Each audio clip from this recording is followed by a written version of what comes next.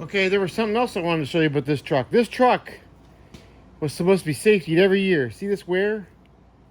This is the flex cable going down to the brakes. This cable is this hose is almost wore right through. That should have been seen. These are things that are supposed to be checked every inspection. There's no way that happened. This has been rubbing probably since the vehicle's been built. So that's crazy. Now, let me show you something else.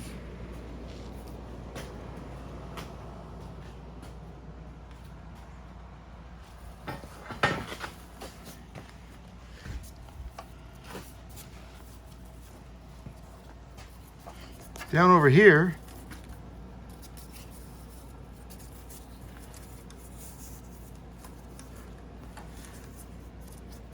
this is the other flex cable.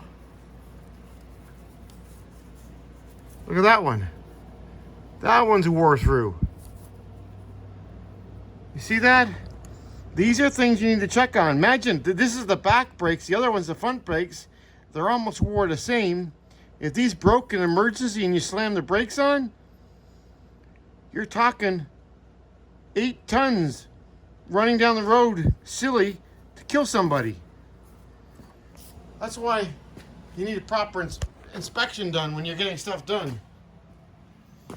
These vehicles are supposed to be sent in every year, commercial vehicle every year for inspection. Now this front one up here, I inspected it. This is the other wheel. Now I've checked this one out here myself already. All the way around it. This is same age, I guess. Right here it is here. And there's no wear. So what happened, the other one was rubbing on the spring. Right there, as it's going up and down, it was rubbing on that spring. So what you would do in that case, if you ever see that your vehicle has a hose or something that's close and rubbing, well, get yourself a piece of tape. I usually take a piece of garden hose, or even get a piece of radiator hose, some kind of hose, and put it over to protect it. Okay, so that one's good. I got another one here off my other truck, a used one. I got it all sanded up over here. It's over here somewhere. Oh my, I thought I put it over here. I did put one over here. Honest engine. Is that it? No, I don't know. It's over here somewhere. Trust me. You probably see it and I can't. Frustrating. Oh yeah, I hooked it up here. Didn't I? Yeah, there it is right there. So I do have a replacement for the other side. It's used, but there's nothing wrong with it. I want to show it to you. There's no wear marks in it. It's good all the way around. I'm going to paint it. It's still strong. I checked it for that. Maybe a bit rust, but I got some paint. I'm going to paint it all up again. And I'm going to rust check this truck, so everything should be good. So I've checked it over. I inspected it, and it's good. So let me show you what else is going on here. So yeah, it's all out. I got this plastic around here. That's just so I don't damage the bearing that's on here. I only got it there just so I don't damage the bearing there. I got plastic over the bearing, then I got a cloth, and then I got the parts there. Just waiting until I get this leaf spring all put in there, just in case I didn't want the extra weight on there. I could do it with the weight on there, no big deal. Just why do it when I didn't really have to? So yeah, so right now she's just sitting on those jack stands down there, and we're waiting for the other pieces. Oh, I meant to show you, this is what the helper spring looks like. That sits on top of those other springs. Where's that? It's right here, and because, see how they're wore? I need new helper springs. They're wore, and it wore. Look at that, it wore right through that piece of steel. That's a solid piece of steel normally. I can show you from the other side. So I'm going to weld that back up.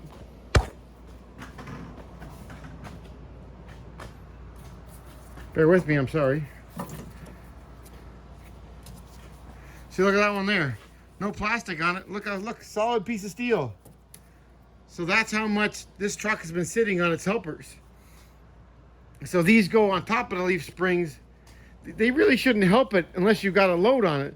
So what I'm setting this truck up to be is when I got the cab, the box on, the crane and everything, and the welder, it should be maybe just touching the helper springs there. So then if I put some extra weight in it, say I got to pick up a transmission, some wheels, some extra stuff, then she'll use her helpers. But I don't want it to be sitting on the helpers all the time like it's been, because it's not supposed to be sitting on the helpers.